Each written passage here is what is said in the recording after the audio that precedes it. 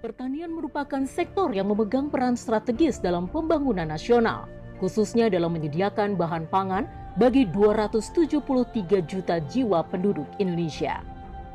Oleh karena itu, dalam kurun waktu 1 tahun pemerintahan Presiden Joko Widodo dan Wakil Presiden Maruf Amin, Kementerian Pertanian di bawah Komando Menteri Pertanian Syahrul Yassin Limpo terus berupaya mengawal bersama kinerja pemerintah menuju Indonesia maju. Sejumlah terobosan cerdas pun dilakukan Kementan lewat berbagai program menuju pertanian yang maju, mandiri, dan modern. Program tersebut diantaranya Kostra Tani atau Komando Strategi Pembangunan Pertanian yang menempatkan penyuluh sebagai ujung tombak pertanian. Selain itu memadukan kemampuan teknologi informasi bernama AWR sebagai pusat komando strategi petani. Disinilah Menteri Pertanian dapat memantau kinerja dan data di lapangan melalui penyuluh.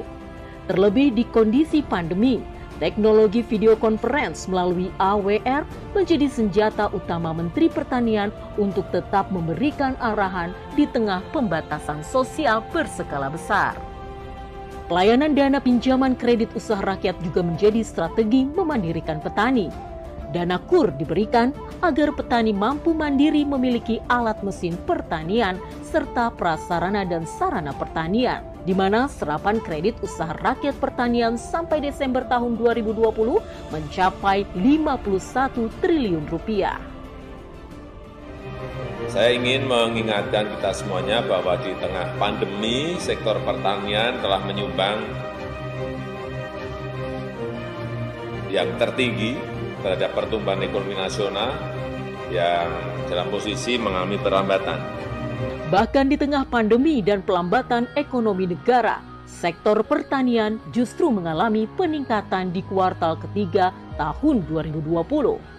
Badan Pusat Statistik atau BPS mencatat bahwa hanya sektor pertanian yang mengalami pertumbuhan positif, yakni tumbuh sebesar 2,15% pada YoY. BPS mencatat nilai ekspor pertanian pada periode Januari hingga November 2020 mencapai 399,53 triliun rupiah atau meningkat 12,63% dari tahun sebelumnya. Setidaknya, sektor pertanian mencatatkan sebagai sektor yang mengalami pertumbuhan di tengah pandemi COVID-19 dengan mencatat angka positif dengan pertumbuhan PDB pertanian kuartal 2 2020 sebesar 19,24% dan kuartal 3 2020 sebesar 2,19%. Ya, Pak Abimanyu.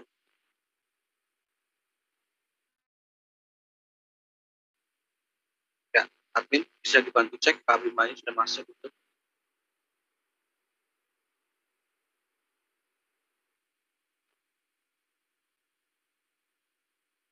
Mungkin ada Bapak Tasbir. Pak Tasbir.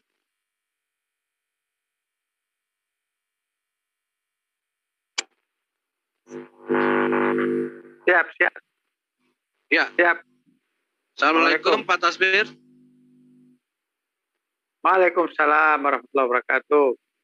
Ya, apa kabarnya nih bisa Pak Tasbir? lancar begitu ya, maka mereka biasanya kabar baik Pak Raja. Wah, kadang-kadang menggunakan sudah siap tempur. Siap tempur.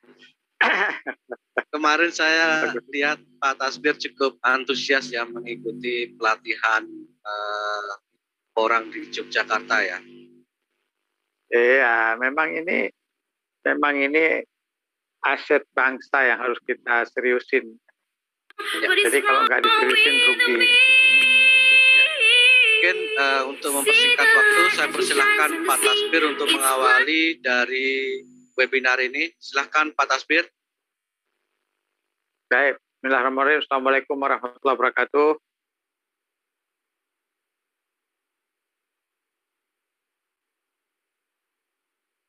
Baik, malam hari ini kita jumpa dalam satu kesempatan yang bagus sekali, yaitu kita mengadakan bincang-bincang tentang porang ini, termasuk judulnya itu tentang bagaimana porang ini serapannya di pasar dan sebagainya. Nah, memang porang ini kan kita sudah sadari semua, dan yang paling penting kesadaran itu juga sekarang sudah sampai ke level nasional, karena Pak Menteri sudah menyampaikan di banyak kesempatan bahwa secara nasional porang ini menjadi prioritas. This meeting is being recorded. Ya, porang ini menjadi prioritas. Oleh karenanya maka seluruh Indonesia porang lagi digerakkan. Ya, termasuk teman-teman yang minggu lalu kita juga bicara porang di Yogyakarta. Ya, tentu saja kalau ini sudah digerakkan secara nasional, berarti pemerintah meyakini bahwa porang ini sekarang sudah tiba saatnya untuk kita semua mengurusi dengan lebih serius lagi. Walaupun kita tahu sekarang porang ini sudah banyak diekspor keluar, ya, kita lihat bahkan volume ekspornya bertambah terus, ya, pertumbuhan volume ekspor bertambah terus. Tapi akhir-akhir ini kita berpikir bahwa porang ini tidak hanya menjadi komoditas yang untuk ekspor, tapi bagaimana supaya porang ini juga bisa menjadi sesuatu yang bisa menggerakkan ekonomi di dalam negeri melalui berbagai pemanfaatannya. Oleh karena itu, maka di samping program nasional itu sangat terkait juga dengan program dari khususnya di kementerian, bahwa bagaimana mengutamakan produk pangan lokal, ya. Juga akhir-akhir ini dibicarakan bagaimana produk pangan lokal, khususnya mengurangi penggunaan produk pangan lokal, beras dan terigu dan lain-lain itu. Jadi saya kira porang ini juga harus ambil posisi di situ. Nah, oleh karena itu saya juga kebetulan aktif di Dewan Kerajinan Nasional dan juga di Kadin. Nah, kita sekarang sedang memperhatikan kepentingan UMKM, yang tentu saja kita semua sadari ada 70-an juta UMKM di Indonesia ini yang terkena masalah besar yang berkaitan dengan pandemi ini. Dan sekarang kalau orang bicara tentang UMKM, masih lebih banyak berhubungan dengan teman-teman UMKM yang memproduksi produk-produk katakanlah handicraft, misalnya dari berbagai macam bahan-bahan itu. Tapi hari ini kita akan coba juga mengangkat UMKM yang kulinernya. Yang kulinernya yaitu salah satunya melalui olahan porang ini. Karena kita tahu sekarang di Jawa Timur, di Jogja, di Jawa Tengah, di beberapa daerah sudah banyak para pegiat porang ini sudah menguasai bagaimana mengolahnya, bagaimana olahan-olahan, dan itu sudah siap untuk mengisi produk kuliner dalam negeri. Nah, ini luar biasa ini, karena memang sangat tepat untuk kita memberi peluang-peluang baru, opportunity baru kepada teman-teman UMKM yang ada di banyak tempat. Hari ini pun saya ada komunikasi dengan beberapa teman, ada di Ponorogo, dari Bekasi juga menyampaikan, nah, kami siap. Jadi banyak sekali juga saya dapat informasi bahwa teman-teman petani porang itu begitu mendengar bahwa porang ini menjadi produk olahan makanan, itu mereka sangat antusias karena tidak hanya mereka mendistribusikan kepada pabrikan atau kepada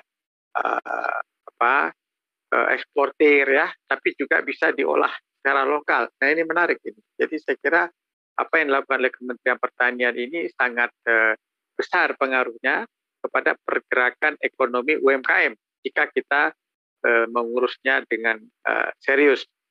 Nah, jadi apa yang kita bicarakan sekarang ini sangat terkait dengan bagaimana menggerakkan UMKM itu. Oleh karena itu, salah satu yang kami bicarakan beberapa waktu lalu tentu saja dengan Pak Raja dan teman-teman, kita memiliki satu gerakan yang lebih bersifat merakyat, gerakan kerakyatan yang tentu saja badan hukumnya lebih tepat koperasi ya, ada Koperasi Sentra Porang Indonesia atau KOSPI. Nanti kita coba koperasi ini lebih fokus untuk dulu kita menggerakkan UMKM kepada UMKM. Kita tahu bahwa olahannya sudah banyak sekali ya, ada bakso, ada nugget, ada sosis, ada mie, nanti ada pada makanan-makanan lokal yang lainnya. Nah ini itu di satu pihak kita menggerakkan itu, tapi di pihak lain juga samping kita bicara yang sektor hilirnya ini, kebetulan saya juga selama ini banyak berkecimpung di pariwisata. Kita juga bisa besarkan lagi, kaitkan lagi dengan pengembangan agroturism Porang. Nah, selama ini kami menggerakkan agroturism, ada teh, ada kopi, ada coklat. Nah, ini juga sangat dimungkinkan. Nah, kalau agroturism Porang kemudian terkait dengan juga konsumsi porang lokal itu, saya kira multiplier efeknya akan lebih luas lagi. Jadi bagaimanapun kita sekarang semua, saya pikir semua kementerian sekarang sangat serius untuk bicara tentang bagaimana membantu UMKM. Oleh karena itu, apa yang menjadi topik kita malam ini, tentu nanti ada ahli-ahlinya yang bisa menyampaikan tentang pengalaman-pengalaman yang lebih hebat lagi, tentang bagaimana strategi-strategi untuk serapan orang itu, dan terkait dengan pergerakan ekonomi lokal kepada teman-teman UMKM ya, di samping juga yang pemain-pemain besar itu ya, ini akan sangat bagus, sangat strategis. Dan saya juga yakin sekali bahwa apabila ini kita uruskan dengan serius, pasti akan memberi dampak yang sangat signifikan kepada pertumbuhan ekonomi kita. Karena memang Indonesia ini sebagai negara besar juga punya persoalan besar, ya. Kenapa? Karena kita penduduknya banyak sekali. Nah, negara yang penduduknya banyak, apabila tidak memiliki satu ketahanan pangan yang pada gilirannya nanti menjadi kedaulatan pangan, itu sangat tinggi resikonya, ya, sangat tinggi resikonya terhadap persoalan-persoalan berkaitan dengan pangan dalam negeri. Makanya saya setuju sekali, pemerintah juga sudah mulai melihat bahwa tekanan-tekanan ekonomi kita karena terlalu banyak kita mengimpor terigu misalnya, itu juga menjadi persoalan sendiri. Apapun, sekecil apapun, orang ini akan memiliki nilai strategis. Orang ini akan berkontribusi signifikan kepada pertumbuhan ekonomi lokal, kepada pertumbuhan pertanian dan lain sebagainya. Nah, tentu saja apa yang mulai kita bicarakan lebih katakanlah saya bilang lebih membumi sekarang ini, itu harus konsisten. Kita harus konsisten karena tidak bisa dipungkiri pemahaman tentang porang itu masih amat sangat terbatas, ya.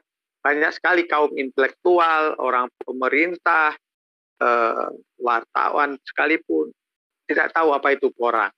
Nah, walaupun teman-teman ahli mengatakan bahwa porang itu sudah puluhan tahun dikelola, dieksplorasi oleh teman-teman kita dari luar negeri dan sebagainya. Tapi nyatanya baru hari-hari ini dan kementerian baru sekarang ini mencanangkan menggagas supaya produksi porang kita bertambah terus, konsumsi juga bertambah, itu bisa menggerakkan ekonomi dalam negeri. Nah, tentu saja masih banyak persoalan yang harus banyak tugas-tugas pekerjaan rumah yang kita selesaikan, misalnya berkaitan dengan standar-standar pengamanan pangan yang sudah kita diskusikan beberapa kali, bagaimana safety terhadap makanan dan lain sebagainya, itu akan berjalan paralel. Jadi saya juga kebetulan sudah membicarakan dengan teman-teman para pejabat di pertanian, baik di level lokal, provinsi, dan juga di kementerian. Yang mudah-mudahan nanti Pak Dirjen beliau bisa menyampaikan lebih lagi sebagai kebijakan nasional. Itu memang sangat setuju, sangat senang kalau porang ini akan berdampak langsung kepada peningkatan kesejahteraan ekonomi, dan mereka sangat setuju kalau salah satu bentuk badan usaha koperasi ini sangat disepakati. Ya, mudah-mudahan niat baik apa yang kita bicarakan ini dapat kita pertahankan secara bersama-sama untuk satu tujuan utama yang paling penting adalah mensejahterakan negeri ini dari produk lokal. Ya, kita bersyukur sama Tuhan Yang Maha Esa, kita punya porang dan kita ini negara yang sangat luas, lahannya luas, airnya berlimpah, mataharinya cukup. Gimana lagi Yang Maha Kuasa sangat sayang sama Indonesia ini. Nah, kalau lahan-lahan yang produktif, lahan subur, teknologi memungkinkan, semua pupuk ada dan sebagainya ada, tapi belum kita optimalkan. Nah, salah satu optimalisasinya saya lebih spesifik kepada porang dan peningkatan ekonomi lokal khususnya petani. Dan ini bisa diterapkan di banyak daerah di Indonesia tentu saja, tidak hanya di Jawa atau lebih spesifik di Jogja atau ada di Madiun atau di Surabaya. Memang kita tahu ada provinsi-provinsi yang sudah lebih dulu mengeksplor ini, katakanlah misalnya Jawa Timur, ya kita belajar di Jawa Timur, dan Jawa Timur juga bisa mengajarkan kepada daerah lain, karena ini sudah merupakan target dan kebijakan menteri, ya. Jadi saya kira kementerian ini menetapkan porang sebagai sebagai komoditi strategis nasional, itu tentu sudah sangat pertimbangan yang matang. Jadi itulah beberapa hal yang saya ingin sampaikan, dan banyak kaitannya nanti saya sampaikan tadi mengenai agroturism. Kita bisa kembangkan porang bekerjasama dengan Kementerian Pariwisata. Nanti kita kembangkan lagi porang dengan Kementerian Koperasi. Kita kembangkan. Jadi banyak sekali kementerian-kementerian sekarang bicara porang. Begitu kita bisa satukan menjadi produk dan strategi pemasaran yang integrated, saya kira akan luar biasa ini.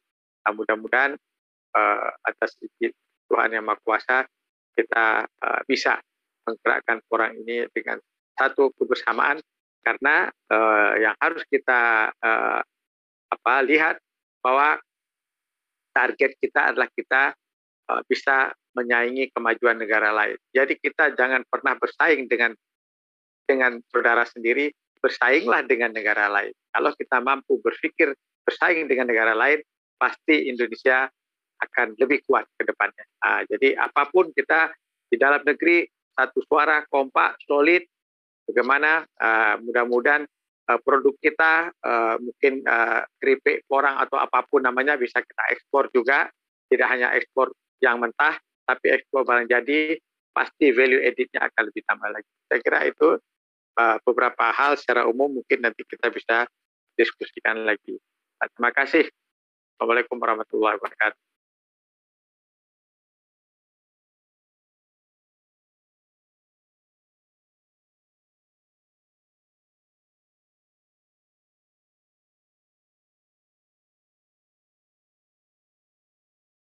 Pak Tasbir, mungkin ada pertanyaan dari kami.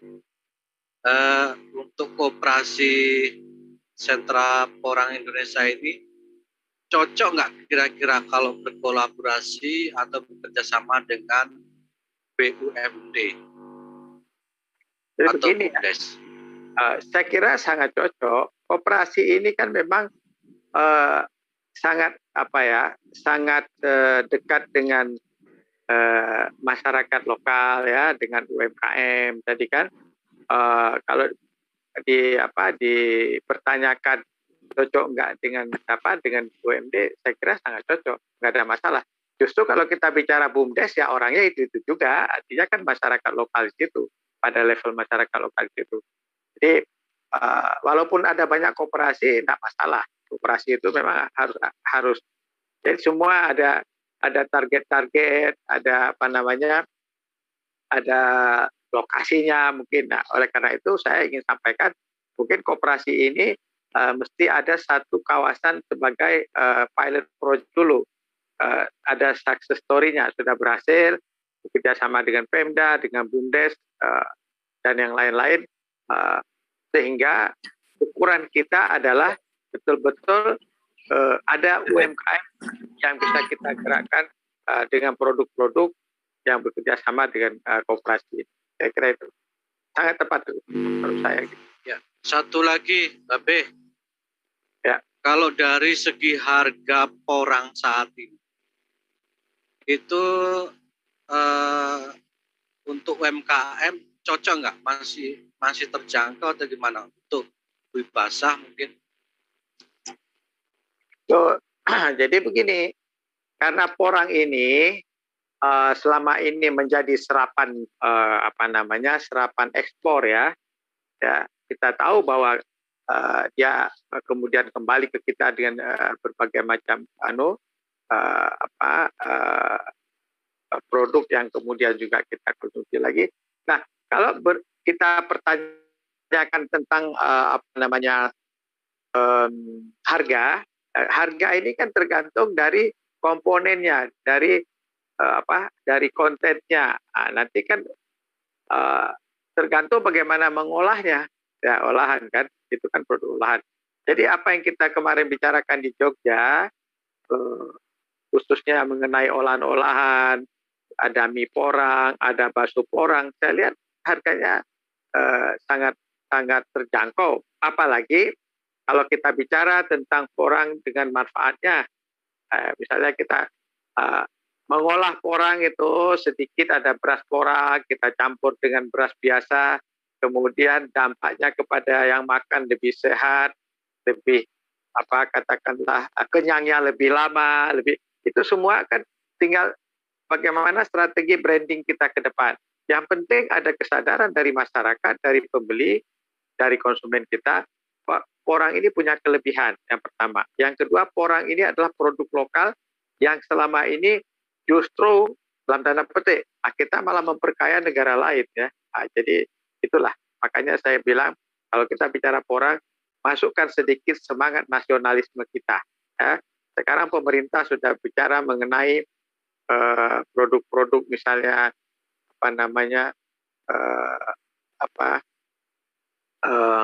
yang lagi dikembangkan itu misalnya yang pangan lokal yang ada ubi dan lain sebagainya kan, atau satu lagi itu sagu atau ubi atau apapun ya. Nah, mungkin porang akan jadi menambah lagi itu sesuatu yang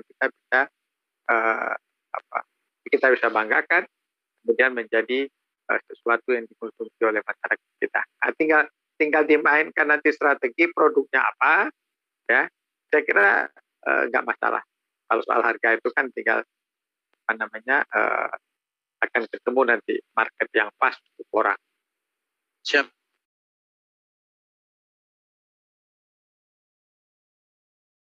Tasbir ya pertama Pak Raja untuk tetap stay di sini karena nanti akan ada sesi tanya jawab di akhir acara. Lalu selanjutnya Mbah Marni. Selamat malam Mbah Marni.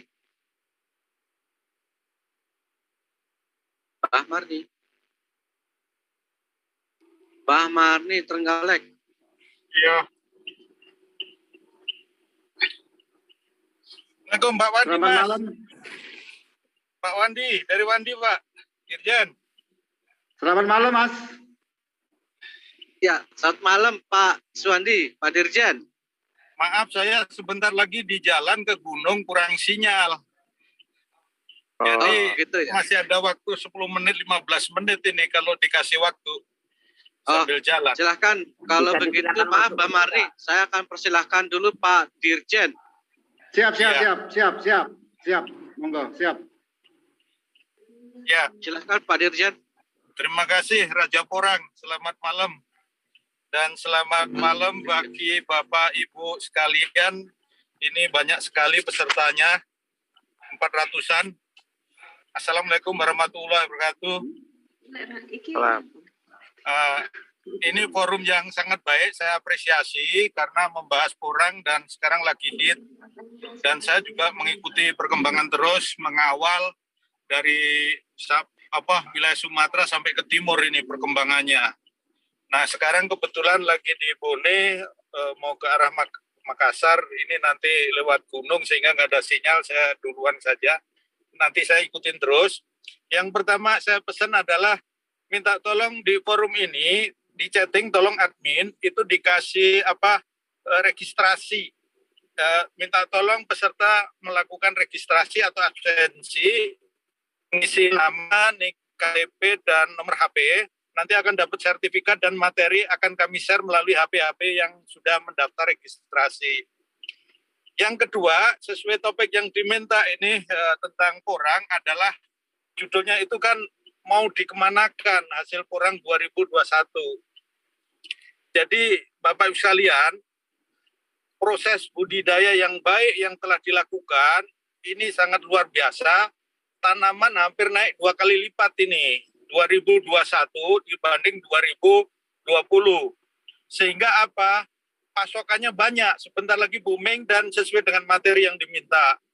Kemudian prediksi kami tahun depan lebih tinggi lagi. Jadi bukan membahas sekarang mau kemana, tapi antisipasi tahun depan juga harus ada solusi. Begitu, ya. Nah, harus ada solusi. Nah, berikutnya apa yang bisa dilakukan? Apa yang bisa dilakukan? Makasih, di layar situ saja terus ya. Apa yang bisa dilakukan? Beberapa daerah seperti Madiun dan lainnya itu bisa menahan produknya, nggak usah bisa.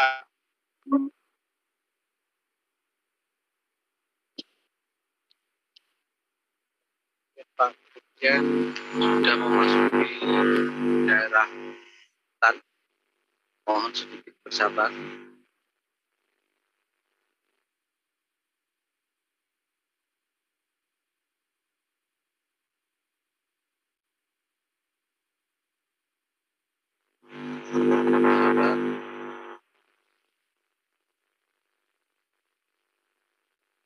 Informasi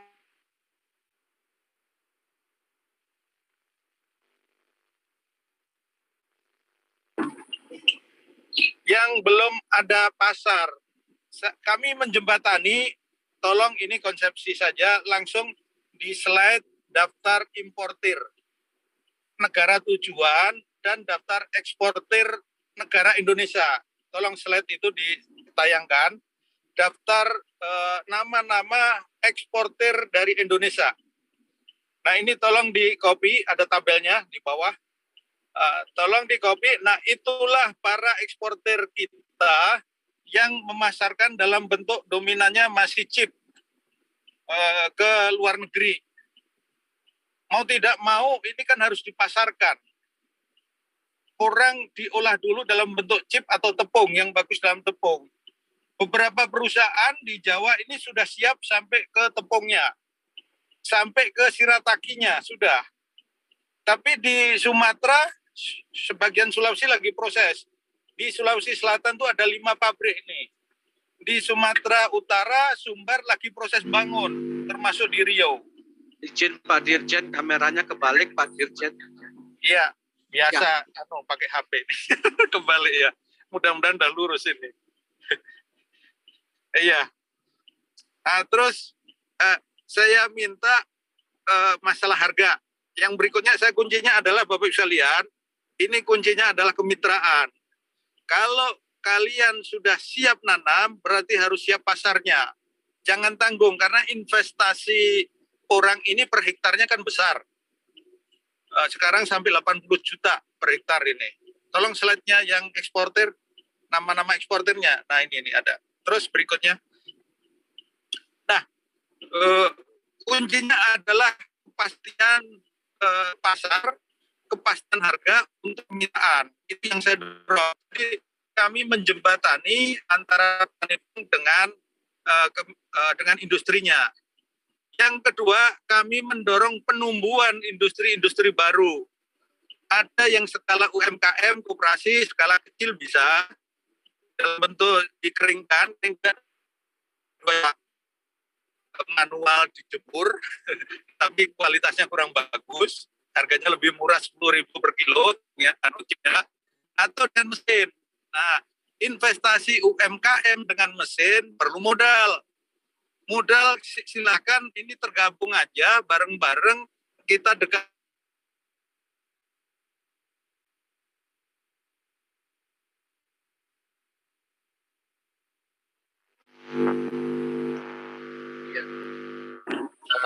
Hasilnya lagi biasa, hasilnya lagi karena udah mau bukit ini. Nah, jadi tolong, nah ini daftar eksportir silakan koordinasi dihubungi apabila belum mempunyai industri chipnya, apabila belum mempunyai industri tepung, apabila bingung mau diekspornya kemana.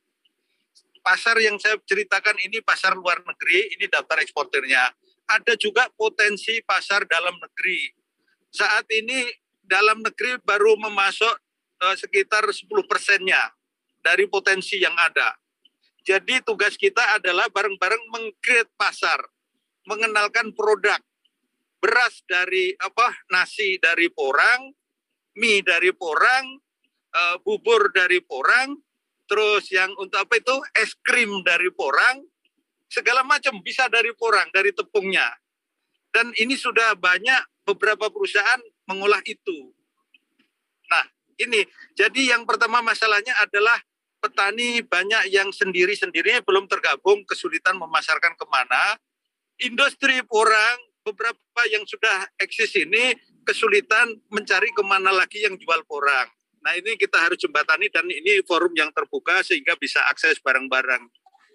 Yang kedua, berikutnya adalah bagaimana hasil olahan porang diolah sendiri oleh UMKM tadi supaya ada nilai tambah di level petani. Nah kita dorong yang saya ceritakan tadi. Nah itu yang ketiga, jangan mengeluh tentang harga. Kenapa? Harga itu akibat. Itu kan antara supply demand berdampak kepada harga. Hukum ekonomi menyebutkan demikian. Jadi harga itu naik, harga turun, itu adalah akibat. Nggak perlu dikeluhkan. Yang dikeluhkan adalah kita cari solusi sumber penyebabnya, yaitu faktor pembentuk harga. Faktor pembentuk harga ada 5-7 faktor yang mempengaruhi harga. Nah itu harus disolusi. Jadi bukan harga turun terus ribut, enggak. Terutama bagi yang baru ini, petani-petani baru. Tetapi mensolusi faktor pembentuk harganya tadi. Nah yang saya sampaikan tadi merupakan solusi-solusi karena faktor pembentuk harga ada di internal kita petani semua. Ada juga di faktor eksternal yang harus disolusi bareng-bareng. Begitu ya? Sudah paham ya? Nah ini yang harus dilakukan, petani porang jangan jalan sendiri-sendiri, harus mematikan, berani nanam, harus siap pasarnya, bagaimana bermitra, atau mendirikan UMKM usaha olahan sendiri, dan seterusnya untuk merebut pasar. Pasar dalam negeri, pasar luar negeri terbuka. Ini importer yang ditabel, Bapak sekalian, ini tabel importer negara-negara tujuan. Ada sekitar berapa itu? 92 kalau nggak salah. Tolong nanti slide-nya dibagi aja, kalau terlalu kecil di capture. Saya nggak akan cerita jenis-jenis produk turunan, sudah sering.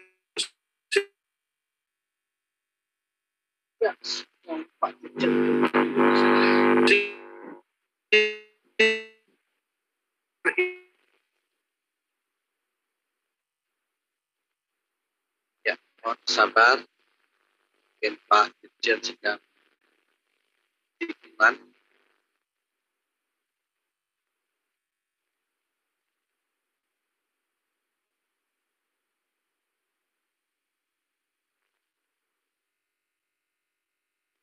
Sabar.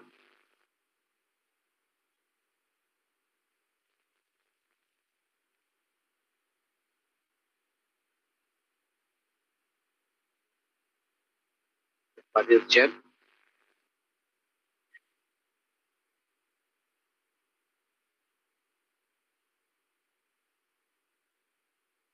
Ya, mungkin Pak Dirjen sudah masuk ke tengah hutan. Jadi kita skip, mungkin akan kita lanjutkan setelah beliau dapat sinyal yang bagus. Ya. Saya lanjutkan Mbah Marni dulu. Ya. Mbah Marni, monitor Mbah Marni. Mbah Marni. Ya, Assalamualaikum. Suaranya gak enak Mbak Marni. Gak ada suaranya. Mbak Marni. Halo, Assalamualaikum. Akhirnya cucunya yang bantu ya Mbah ya. Waalaikumsalam warahmatullahi wabarakatuh. Ya, apa kabar Mbak Marni? Alhamdulillah sehat. Ya, sepertinya awet muda nih. Pasti banyak mengkonsumsi porang ya Mbak Marni. Jamunya tiap hari porang, nasi porang, minumnya porang, lauknya porang, daging porang. Oh ya, sudah bisa mengolah nabati porang menjadi rawan porang ya Pak Mbah Marni. Alhamdulillah kita sudah membuat 7 olahan. Jadi kita sudah membuat ongol-ongol porang, jenang dodol, roti kukus, ada kerupuk porang, onde-onde porang, stik porang, gedok porang, bakso porang, dan sempol porang. Ya, Mbak Marni, untuk mempersingkat waktu Mbak Marni, nah ini ada Babe Tasbir Mbak Marni. Ya, betul nggih. Nggih. Oke, untuk mempersingkat waktu silahkan Mbak Marni. Assalamualaikum warahmatullahi wabarakatuh. Waalaikumsalam warahmatullahi wabarakatuh. Perkenalkan, nama saya Sumarni Adiryono alias Mbah Marni. Saya lahir di Trenggalek. Saya pekerjaan tahun 2019 kemarin menjabat sebagai kepala desa, tapi mencalonkan lagi tidak jadi. Nah, akhirnya saya terjun menjadi petani, yaitu petani porang, yang alhamdulillah sekarang saya sudah bisa membuat beberapa orang. Nah, jadi harapan kami kepada pemerintah, bagaimana agar kami petani yang ada di Trenggalek ini betul-betul diperhatikan. Sebetulnya sudah sangat diperhatikan. Kemarin petani kita sudah mendapatkan kucuran dana KUR 5.700.000.000. Tetapi ini masih dipakai 228 orang. Nah, petani kita yang ada di Kabupaten Trenggalek ini ada 100 sekian orang, 100.000. Maka dari itu kami mengharapkan kepada pemerintah bantuan di kabupaten kami, yaitu atau di kecamatan, saya mohon dibantu mesin open skala kecil supaya semua hasil petani porang mentah ini tidak ke pabrik. Jadi kami bisa mengelola sendiri, bisa ngopen sendiri, bisa ngecip sendiri, dan lain sebagainya. Dan untuk selanjutnya perlu kami sampaikan kepada peran asosiasi skala nasional untuk memberikan informasi akurat, yaitu untuk anggota di bawah mengenai harga dan budidaya. Sementara itu Mas Raja yang dapat kami sampaikan, nanti kita sambung lagi. Terima kasih. Mbak Marni, kalau saya lihat kan Mbak Marni kan selama ini membuat olahan-olahan itu hasilnya Halo? hasil olahannya itu dijual atau dikonsumsi sendiri, Pak? Sementara ini yang paling besar kita konsumsi sendiri, tetapi juga ada sebagian yang kita jual. Kami belum bisa memasukkan kepada